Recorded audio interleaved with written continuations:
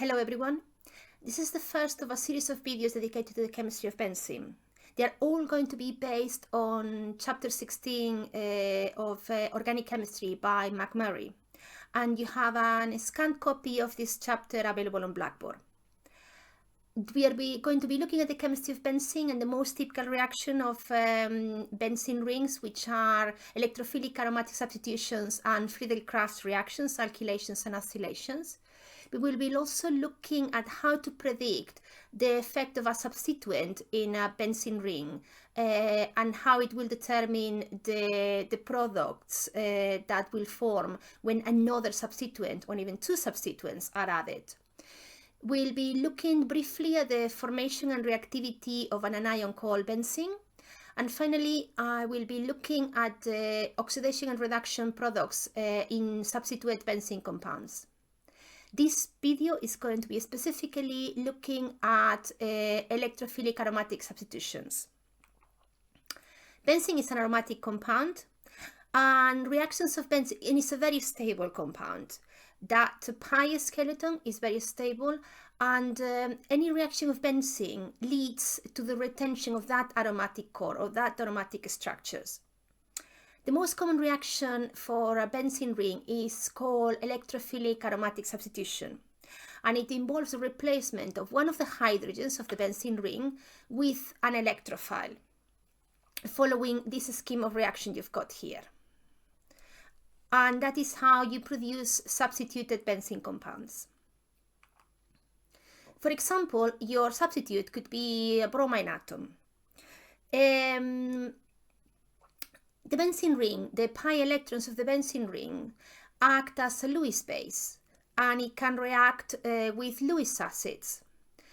The product that you form after substituting that benzene is the loss of a hydrogen in the ring that is replaced by whichever compound you're using to substitute that benzene ring, in this case a bromine atom. You need a catalyst, and in this case for the bromination is iron 3 bromide.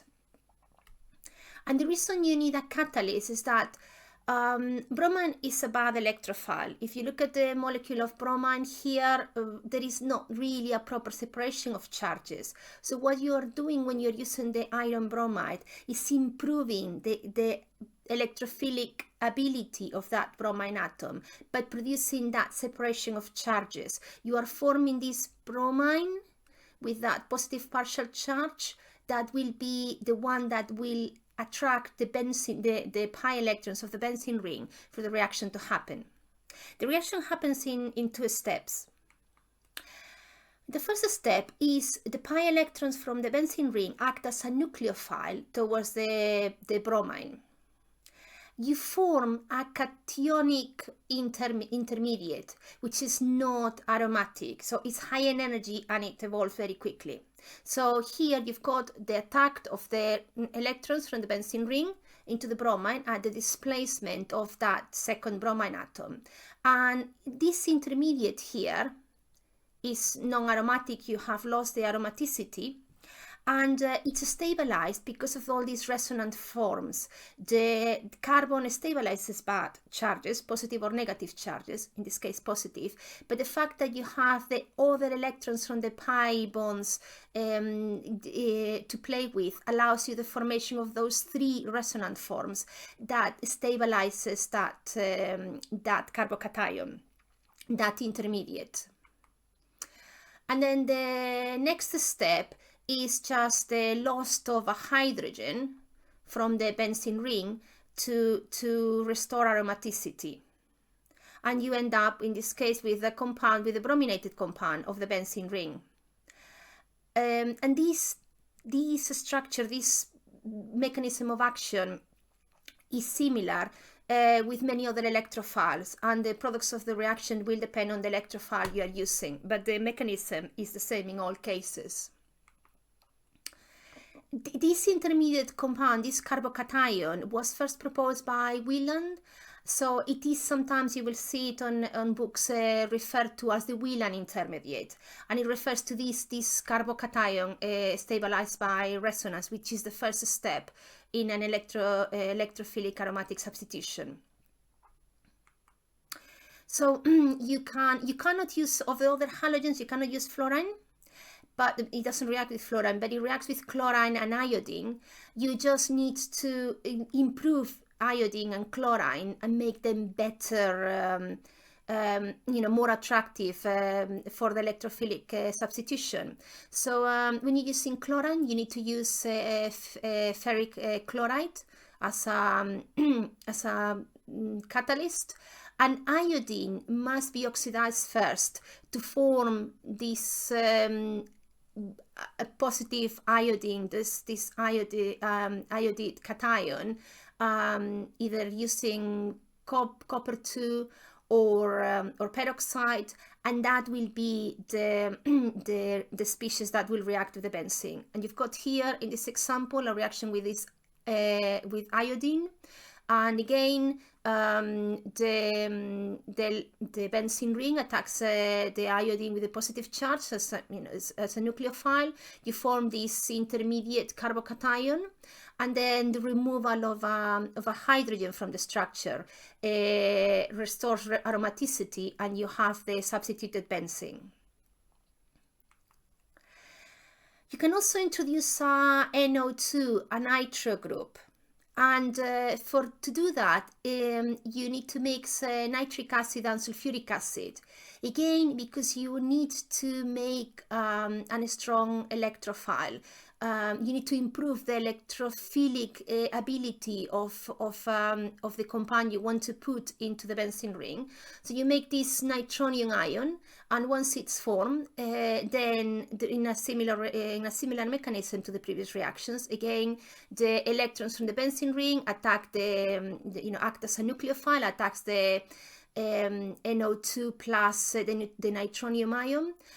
You form the Wheeler intermediate.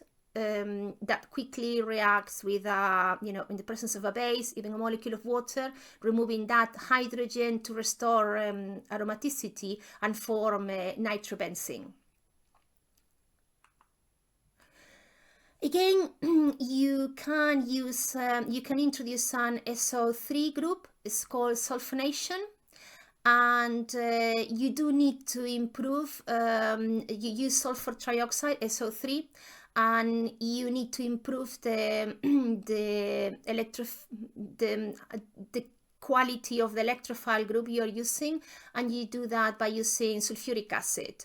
So you form these species, the conjugated acid of sulfur trioxide, and then as in a previous form, the electrons from the benzene ring attack the sulfur, in this case the sulfur atom. You form this intermediate of reaction, and then in the presence of base, a water molecule for example, removes this hydrogen, and you create in this case benzene sulfonic acid. The reaction is with all the previous one occurred via this Wheeler intermediate, this carbocation. What can you do with aromatic sulfonic acid? Well, they can be useful, well, they are very useful to form aromatic alcohols.